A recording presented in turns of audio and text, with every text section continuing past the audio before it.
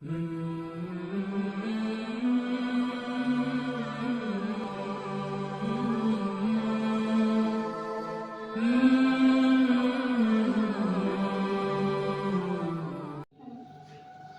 میں نے اپنے رب کو راضی کرنا ہے۔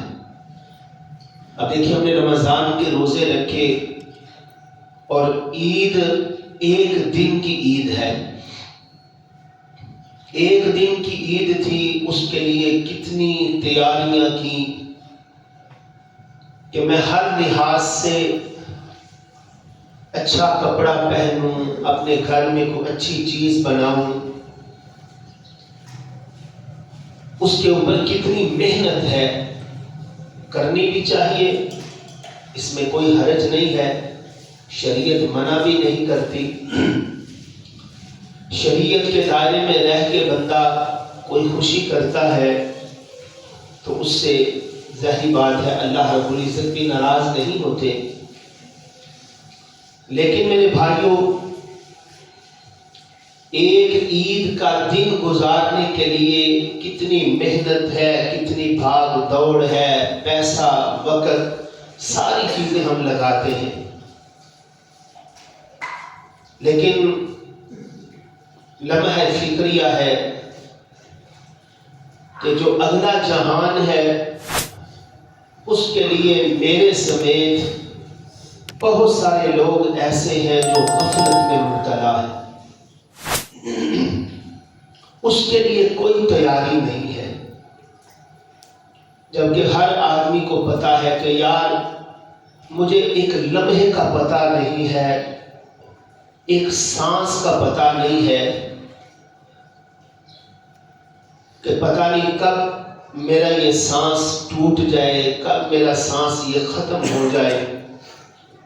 لیکن جب بھی میرا سانس ٹوٹے، جب بھی میری روح جسم سے جدا ہو، اس حال میں ہو کہ میرا رب مجھ پہ راضی ہو۔ تو جب میں اور آپ اس چیز کی فکر کریں گے نا کہ میں نے اور آپ نے اپنے رب کو راضی کرنا ہے،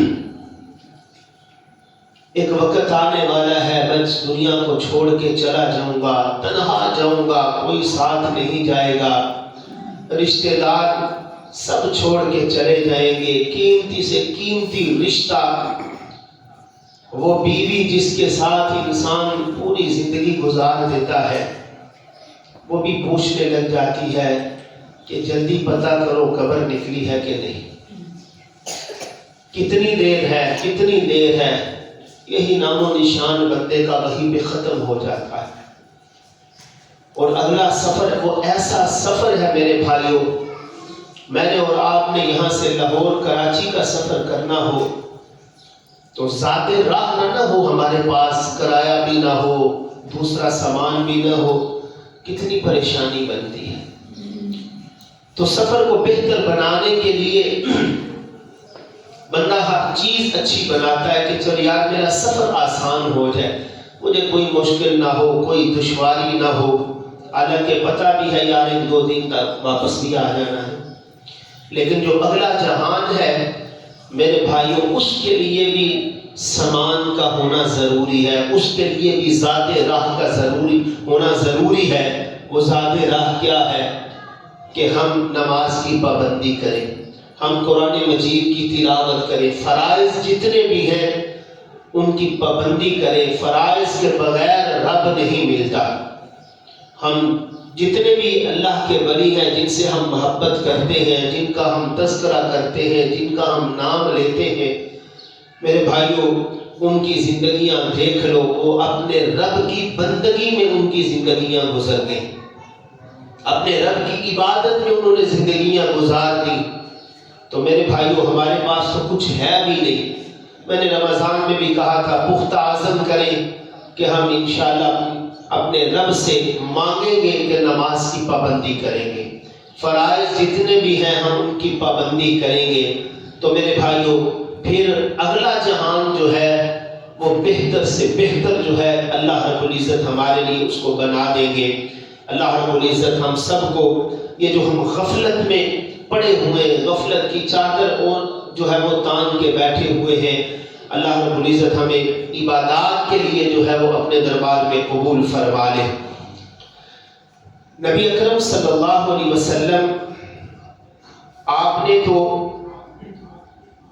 بعض چیزیں ایسی ہیں، بعض اعمال ایسے ہیں وہ دیکھنے میں بڑے چھوٹے ہیں، لیکن اگر بندہ ان اعمال کو اپنا لے، ان اعمال کو کر لے، تو اللہ رب العزت نے ان کے اوپر جنت کا وعدہ کیا ہے۔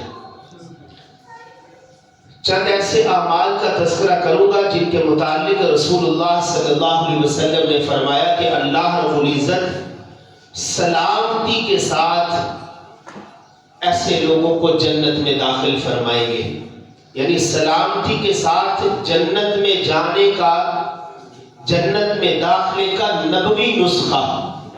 اب دیکھیے نا، کوئی حکیم، کوئی طبیب، کوئی ڈاکٹر، کوئی معالج ہمیں کوئی نسخہ بتائے تو ہم کتنا اس کے اوپر عمل کرتے ہیں کہ اس سے میری شوگر کنٹرول ہو جائے گی، میرا بلڈ پریشر ٹھیک ہو جائے گا، میرا دل کا مسئلہ جو ہے وہ ٹھیک ہو جائے گا۔ تو سلامتی کے ساتھ جنت میں داخلے کا نبوی نسخہ، اور یہ نسخہ کس نے بتایا ہے؟ امام الانبیاء جناب محمد رسول اللہ صلی اللہ علیہ وسلم نے۔ بڑی مشہور اور معروف حدیث ہے جس کے راوی حضرت عبداللہ ابن سلام رضی اللہ تعالی عنہ ہیں۔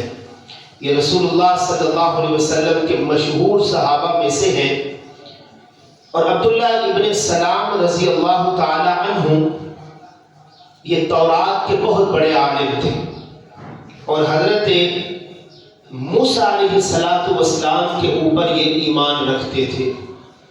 ظاہری بات ہے، آسمانی کتابیں تورات، انجیل، باقی بھی جتنی آسمانی کتابیں ہیں ان میں اللہ رب العزت نے امام الانبیاء جناب محمد رسول اللہ صلی اللہ علیہ وسلم کا تذکرہ فرمایا۔ تو عبداللہ ابن سلام یہ تورات کے بڑے جید عالم تھے، اور انہوں نے تورات میں رسول اللہ صلی اللہ علیہ وسلم کے اوصاف پڑھے تھے، اور جن اوصاف میں یہ بھی تھا کہ جو آخر الزمان نبی تشریف لائیں گے اور وہ مکہ مکرمہ میں، پھر مکہ مکرمہ سے وہ مدینہ طیبہ کی طرف ہجرت کر کے جائیں گے۔ یہ تورات میں عبداللہ ابن سلام نے پڑھ رکھا تھا۔ نبی اکرم صلی اللہ علیہ وسلم اللہ کے حکم کے ساتھ مکہ مکرمہ کو چھوڑ کے مدینہ طیبہ چلے گئے۔ عبداللہ ابن سلام کیا دیکھتے ہیں کہ بہت سارے لوگ نبی علیہ السلام کے پاس جمع ہیں اور حضور کے چہرہ انور کو دیکھ رہے۔ ظاہری بات ہے، پہلی دفعہ انہوں نے اس چہرے کو دیکھا تھا، پہلے تو صرف سن رکھا تھا کہ حضور کا چہرہ ایسا ہے، حضور کے اخلاق ایسے ہیں، حضور کا کردار ایسا ہے، حضور کی باتیں ایسی ہیں، ان کا اپنوں سے سلوک کیسا ہے، بیگانوں سے سلوک کیسا ہے، یہ ساری چیزیں انہوں نے، بعضوں نے تو پڑھ رکھی تھی تو بعضوں نے یہ باتیں سن رکھی تھی۔ عبداللہ ابن سلام رضی اللہ تعالی عنہ انہوں نے دیکھا کہ کچھ لوگ یوں ایک دائرہ سا بنا کے کھڑے ہیں۔ عبداللہ ابن سلام وہاں پہ پہنچتے ہیں اور دیکھتے ہیں کہ محمد کریم صلی اللہ علیہ وسلم تشریف فرما ہے۔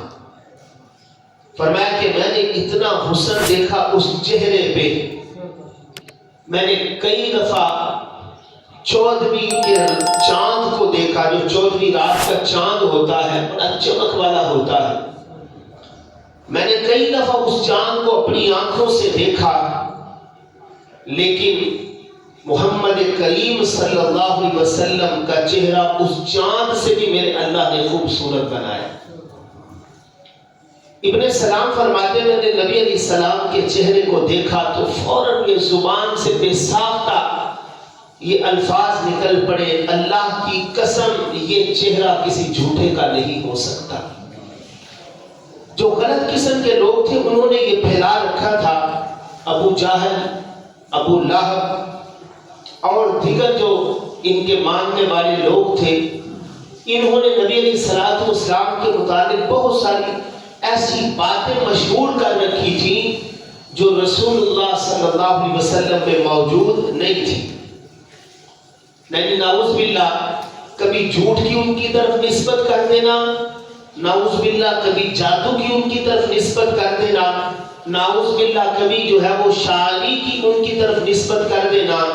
لیکن یہ چیزیں رسول اللہ صلی اللہ علیہ وسلم میں موجود نہ تھی. ابن سلام نے جو ہی رسول اللہ صلی اللہ علیہ وسلم کے چہرے انور کو دیکھا تو وہ کہنے لگے اللہ کی قسم یہ چہرہ کسی جھوٹے کا نہیں ہو سکتا. اسی طرح حضرت جابر بن سمرہ رضی اللہ تعالیٰ عنہ فرماتے ہیں رسول اللہ صلی اللہ علیہ وسلم یوں صحن میں بیٹھے ہیں، سرخ رنگ کی چادر آپ نے اپنے جسم مبارک پہ اوڑی ہوئی ہے، اور میں کبھی چاند کو دیکھتا، کبھی عرش والا چاند دیکھتا، کبھی زمین والے چاند کو دیکھتا، تو پھر میں یہ کہنے پہ مجبور ہوا کہ جو زمین والا چاند ہے ہمارا محمد کریم صلی اللہ علیہ وسلم، یہ اس چاند سے کئی گنا جو ہے وہ حسن و جمال والا ہے.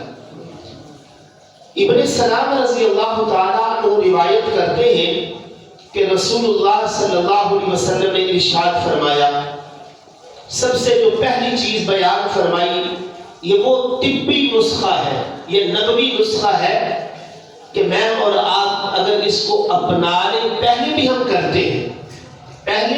کرتے ہیں لیکن آج سے میں نے اور آپ نے اس عمل کو اس نیت سے کرنا ہے کہ یہ جنت میں جانے کا سامان ہے. یہ رسول اللہ صلی اللہ علیہ وسلم کی اس بات کے اوپر مہر ہے. پہلے بھی ہم کرتے ہیں لیکن آج سے ہم نے عہد کرنا ہے کہ ہم ان کاموں کو پابندی کے ساتھ کریں گے. اللہ کی رحمتیں بھی آئیں گی اور اللہ رب العزت برکتوں کا بھی نزول فرمائیں گے. سب سے پہلی جو چیز بیان کی فرمایا کہ افشوا السلام. افشوا السلام، سلام کو عام کرنا ہے، سلام کو عام کرنا ہے. پھر سلام میں شخصیت نہیں دیکھنی، شخصیت کا نہیں دیکھنا. ماڑا بندہ ہے وہ دے سلام کا جواب نہیں دینا، تگڑا بندہ ہے وہ ابھی آدھا میل دور ہے، اس کے استقبال کے لیے کھڑے ہو کے وہ سلام نہ بھی کرے، اس کو یوں سلام کرتے رہے. یہ چیزیں میرے اللہ کو پسند نہیں. تو اس لیے جو سب سے پہلی جو چیز میرے نبی نے بیان فرمائی، ابن سلام فرماتے میں نے حضور کی ان باتوں کو سنا تو یہ چیزیں میرے دل پہ نقش ہو گئی.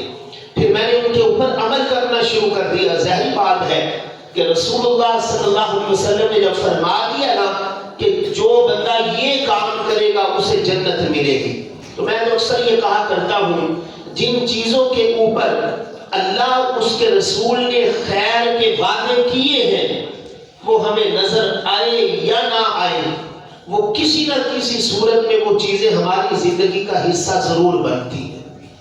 ہم سمجھتے ہیں کہ شاید پیسوں کا بڑھ جانا ہی یہی اصل خیر ہے، اس کے علاوہ اور کوئی خیر نہیں ہے. ہمارا یہ ذہن بنا ہوا ہے کہ پیسوں کا بڑھ جانا بس یہی خیر ہے، یہی برکت ہے. نہ میرے بھائیوں، اور بھی بہت ساری چیزیں ایسی ہیں کہ جن میں وہ خیر، وہ برکت، وہ عزت، وہ عظمت ہماری زندگی کا حصہ بن رہی ہوتی ہے. صحت کی صورت میں، جوانی کی صورت میں، نقصان سے بچنے کی صورت میں، رزق کی فراوانی کی صورت میں، حادثے سے بچنے کی صورت میں، بہت ساری چیزیں ایسی ہیں وہ ہماری زندگی کا حصہ بن رہی ہوتی ہیں لیکن ہمیں وہ نظر نہیں آتی. ہمارا یہ جو ذہن بنا ہوا ہے بس پیسوں کا بڑھ جانا یہی خیر ہے، یہی برکت ہے. نام میرے بھائیو، وہ اللہ قادر ہے، وہ بھی چیزیں بڑھ جاتی ہیں، وہ بھی چیزیں بڑھ جاتی ہیں. تو سب سے جو پہلی چیز میں نے اور آپ نے اس پہ عمل کرنا ہے، افشوا السلام، سلام کو عام کرنا ہے، سلام کو عام کرنا ہے. رسول اللہ صلی اللہ علیہ وسلم نے فرمایا جس بندے نے سلام کو عام کیا پھر اس میں شخصیت کو نہیں دیکھا، یہ ماڑا بندہ ہے، یہ تگڑا بندہ ہے، یا ہماری جو ہم نے جو اصطلاح بنائی ہوئی ہے اس کا نہ اسلام سے تعلق ہے نہ محمد کریم صلی اللہ علیہ وسلم کے دین سے تعلق ہے. اور یار یہ کمی ہے سلام کا میں جواب دیا. یہ پتہ کون کہا کرتے تھے؟ یہ ابو جہل کہا کرتا تھا، ابو لہب کہا کرتا تھا کہ یار نعوذ باللہ یہ بلال کمی ہے، ہم اس کے برابر میں بیٹھے. کئی دفعہ وہ آتے حضور کے پاس، جب دیکھتے نا کہ حضرت بلال بیٹھے، حضرت صہیب بیٹھے، اٹھ کے چلے جاتے، کہتے یار ماڑے سے یہ کمی سے لوگ بیٹھے، ہم ان کے برابر میں بیٹھیں گے.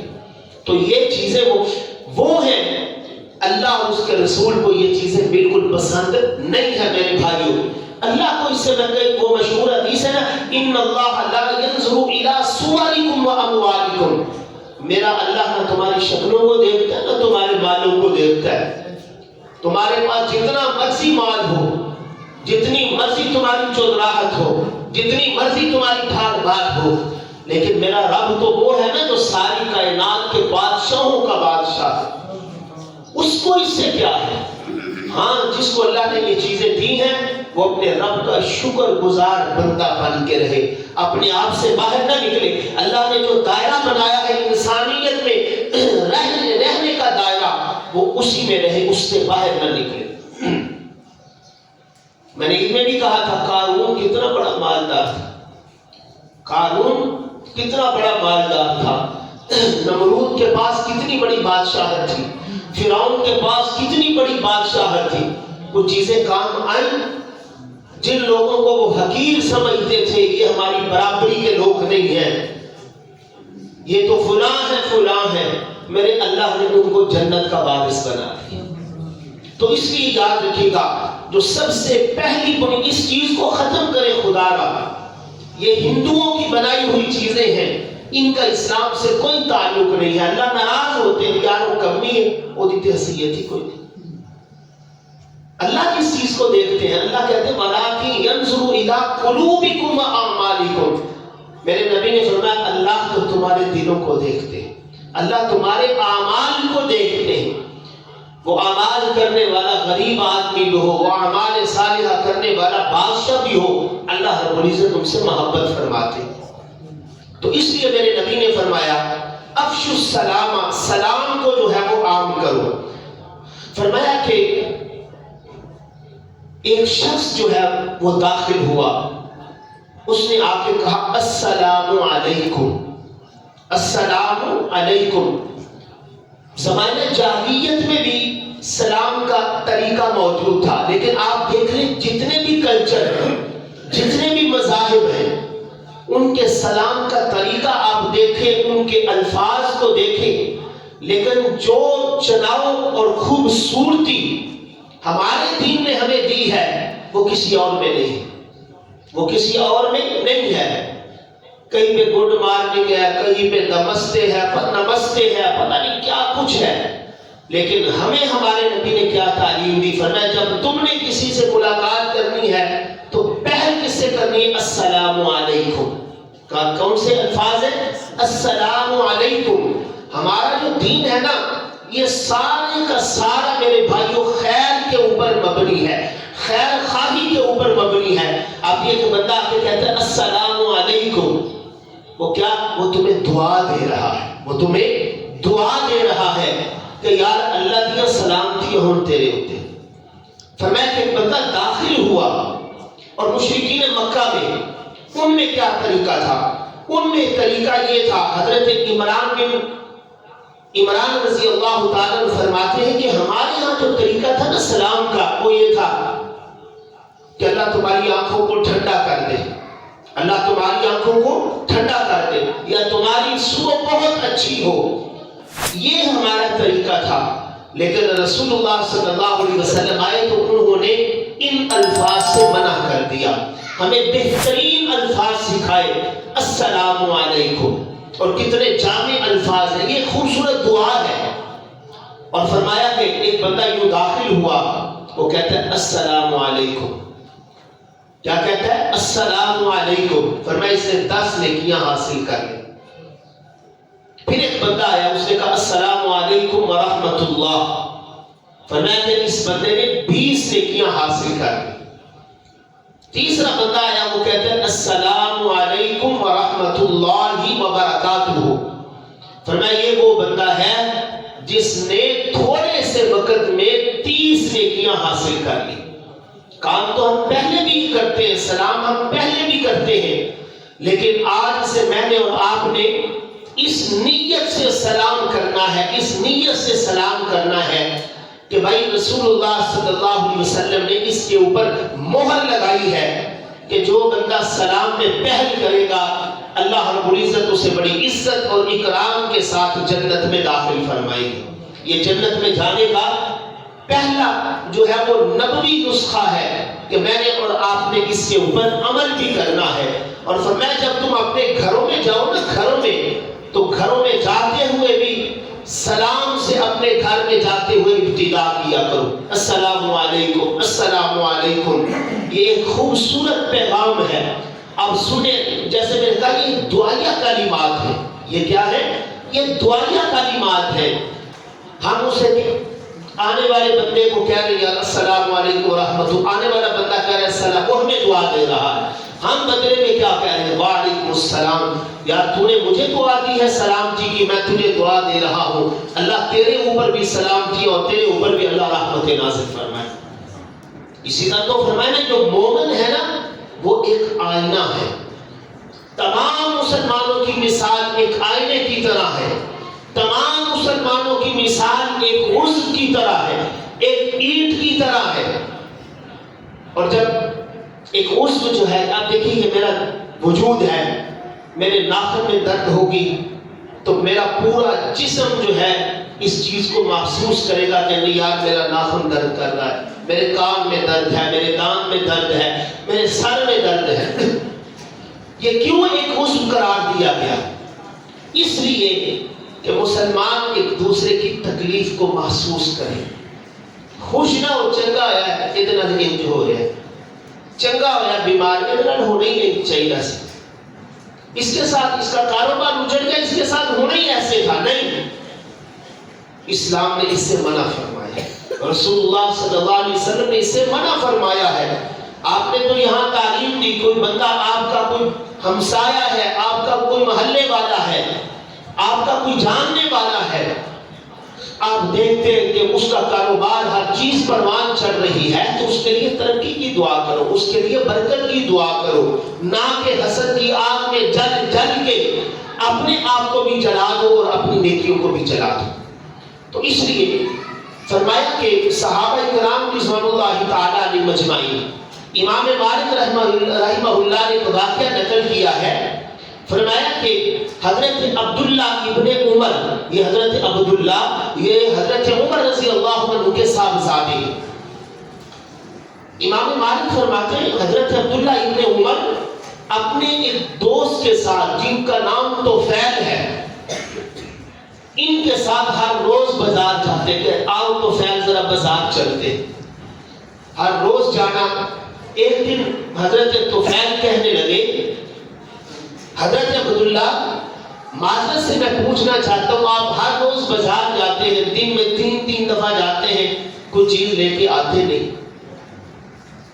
فرمایا کہ میں ہر روز بازار نیکیاں کمانے کے لیے جاتا ہوں، اس لیے جاتا ہوں کتنے بندے مجھے ملتے ہیں، میں اس نیت سے جاتا ہوں کہ میں ان کو سلام کروں اور سلام کرنے کی وجہ سے اللہ میرے نامہ اعمال میں نیکیوں کا اضافہ فرمائے۔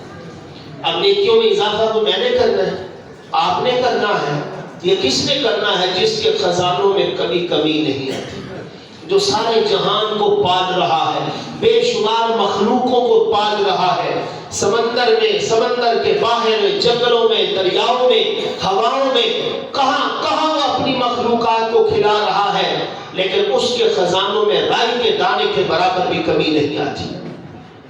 تو کتنی اچھی نیت ہے۔ فرمایا کہ مومن کی جو نیت ہے، مومن کی نیت اس کے عمل سے بھی بہتر ہے۔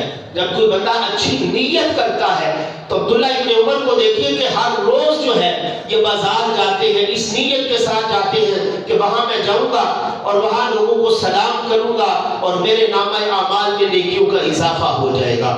تو میں نے بھی اور آپ نے پہلے بھی یہ کرتے ہیں, پہلے بھی ہم یہ کام کرتے ہیں, لیکن میرے بھائیوں آج کے بعد میں نے اور آپ نے یہ عمل اس نیت سے کرنا ہے کہ ایک تو میں سلام کروں گا, میرے نامہ اعمال میں نیکیوں کا بھی اضافہ ہوگا, اور دوسرا یہ رسول اللہ صلی اللہ علیہ وسلم نے جنت میں جانے کے لیے ایک خوبصورت جو ہے وہ نسخہ جو ہے وہ بتایا ہے.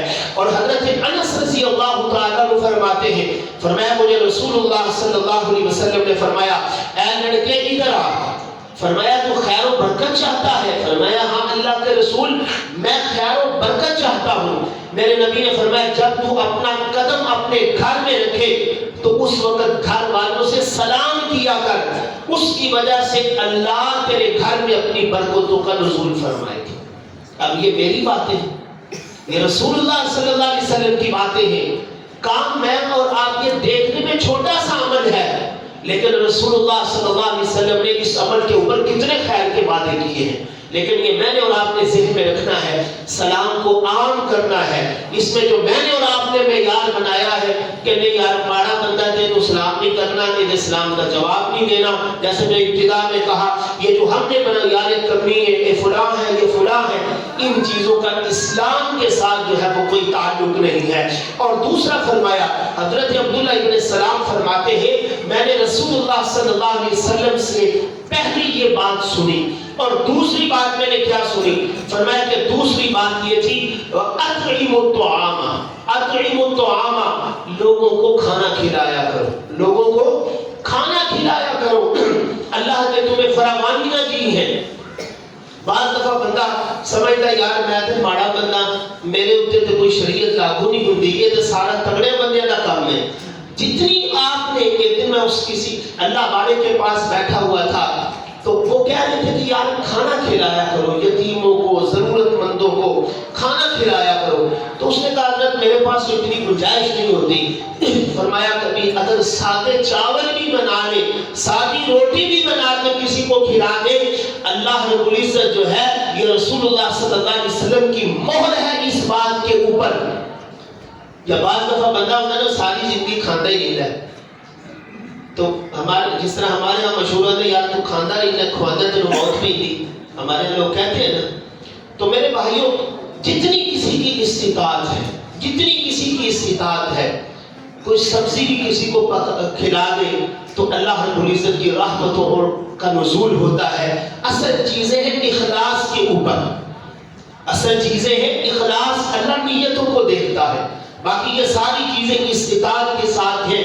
اللہ نے کسی کو نوازا ہے, فرمایا اطعموا الطعام, ایک دوسرے کو کھانا کھلایا کرو. اور فرمایا کہ پھر جو مسکین ہے, جو کوئی ضرورت مند ہے, ان کے اوپر جو ہے ان کے اوپر خرچ کیا کرو. اللہ رب العزت جو ہے اپنی رحمتوں کا نزول فرمائیں گے. یقین جانیے یہ بڑا بہترین نسخہ ہے. وہ اللہ والے جو ہیں انہوں نے ایک آدمی کو بتایا, وہ میرا جاننے والا تھا. ایک دن میں نے اس کے ساتھ اس کے گھر میں ہم چلے گئے, بیٹھے ہوئے تھے, تو میں نے کہا یار وہ جو نسخہ بتایا تھا انہوں نے اس کے اوپر کوئی عمل کیا ہے؟ کہنے لگا کہ بڑا عمل کیا ہے, ہفتے میں ایک دو دفعہ کسی کو کھانا, میں نے پہلے ہفتے میں ایک دفعہ کھلاتا تھا. وقت گزرتا گیا, اللہ رب العزت نے رزق کی تنگیاں ختم کر کے رزق کی فراوانیاں عطا فرما دی. تو میرے اللہ کے ہاتھ میں ہے ان چیزوں کا کم کرنا, ان چیزوں کا بڑھا دینا, یہ ساری چیزیں میرے اللہ کے اختیار میں ہے. اور فرمایا کہ جو بندہ ایسا کام کرے گا, کسی ضرورت مند کو, کسی مستحق کو, کسی غریب کو ہمدردی کرتے ہوئے اسے کھانا کھلاوے گا. رسول اللہ صلی اللہ علیہ وسلم کئی دفعہ 6 دن گزر جاتے آپ کے گھر میں, کھانا نہیں پکتا تھا, لیکن بعض دفعہ پکتا تو نبی علیہ السلام فرمایا کہ ذرا شوربہ زیادہ بنا لینا, اپنے ہمسائے کا خیال رکھنا, اپنے ہمسائے کا خیال رکھنا. رسول اللہ صلی اللہ علیہ وسلم ذہن سازی کر رہے ہیں ازواج مطہرات کی.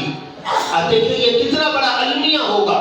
اللہ پوچھے کہ کل قیامت کے دن, اللہ رب العزت پوچھے کہ کل قیامت کے دن کہ تمہارے گھر میں تو اتنی رزق کی فراوانیاں تھی, تمہارا ہمسایہ بھوک سے مر گیا تھا, اس کے گھر میں کچھ بھی نہیں تھا.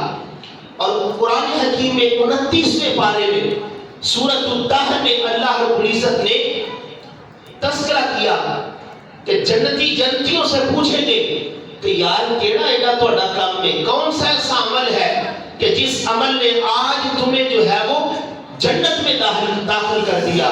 یہ اہل ایمان اللہ کی محبت میں، یعنی وہ اہل ایمان کیا کہیں گے، وَيُطْعِمُونَ الطَّعَامَ عَلَىٰ حُبِّهِ۔ اب یہ بات ذہن میں رکھنی ہے کہ کھانا کس کو کھلانا ہے؟ جب بھی کھلانا ہے اپنے نفس کو راضی نہیں کرنا، کسی کو تھلے لانا سے نہیں۔ وَيُطْعِمُونَ الطَّعَامَ عَلَىٰ حُبِّهِ، جب بھی کسی مسکین کو، یتیم کو، ضرورت مند کو، کسی کو بھی کھانا کھلانا ہے، وہ کھانا کھلانا ہے اللہ کی محبت میں، اللہ کی محبت میں۔ تو فرمایا کہ یہ کام ہمارا، لوگوں کو کھانا کھلانا جو ہے، یہ کھانا کھلانا ہم اللہ کی محبت میں، اللہ کو راضی کرنے کے لیے لوگوں کو کھانے کھلاتے رہے۔ اور فرمایا یہ مسلمانوں کے، جو مسلمان کے اوپر حقوق ہیں ان میں سے یہ بھی حق ہے، کوئی مسلمان دعوت دے اس کی دعوت کو قبول کرنا، اور پھر یہ بھی عادت ٹھیک نہیں ہر وقت کھاتے رہنا، جب ہاں یہ بھی عادت ہونی چاہیے کہ اپنے اندر ڈالیں، وہ غریب ہے کوئی بھی اپنی، جس طرح میں نے کہا اپنی استطاعت کے مطابق، اپنی استطاعت کے مطابق جو ہے آپ کسی کو کھانا کھلائیں، اللہ رب العزت جو ہے وہ اس کے اوپر راضی ہوں گے۔ فرمایا کہ جس بندے نے یہ کام کیا اللہ رب العزت اسے جنت میں داخل فرمائیں گے۔ اور تیسرا فرمایا کہ صلو والناس نیام، فرمایا کہ جب لوگ سو رہے ہوتے ہیں تو اس وقت اللہ کے سامنے کھڑے ہو جایا کرو، اللہ کے سامنے کھڑے ہو جایا کرو، اپنے رب سے مانگا کرو، اپنے رب سے دعاؤں کا اہتمام کیا کرو۔ رات کے آخری پہر میں اللہ کی رحمت، ویسے تو ہر لمحہ اللہ کی رحمت اپنے بندوں کی طرف جو ہے وہ متوجہ ہوتی ہے، تو فرمایا جو بندہ یہ کام کرے گا یا اس کے بعد تہجد کا اہتمام کرے گا، فرمایا یہ وہ کام ہے جس بندے نے ان کاموں کو اپنا لیا، رسول اللہ صلی اللہ علیہ وسلم نے فرمایا اللہ رب العزت ان بندوں کو بڑی عزت اور اکرام کے ساتھ جنت میں داخل فرمائیں گے۔ یہ وہ چیزیں ہیں اللہ کرتے ہم ہیں پہلے بھی، یہ نہیں کہ نہیں کرتے، ہم اللہ کی رحمت سے سلام بھی کرتے ہیں، ہم ایک دوسرے کو کھانا بھی کھلاتے ہیں، بعض دوسرے کام ان میں ہم بعض دفعہ سستی کر جاتے ہیں، لیکن میرے بھائیوں یہ نیت کریں یہ کام ہم کریں گے۔ ہم نے رسول اللہ صلی اللہ علیہ وسلم کا فرمان سنا ہے، ہم نے ان کاموں کو کرنا ہے، اللہ بھی راضی ہوں گے، اور رسول اللہ صلی اللہ علیہ وسلم کے فرمان کے مطابق جو ہے اللہ کی عزت کے ساتھ جنت میں بھی داخل فرمائیں گے۔ اللہ عمل کرنے کی توفیق نصیب فرمائے۔ وما علینا الا البلاغ المبین۔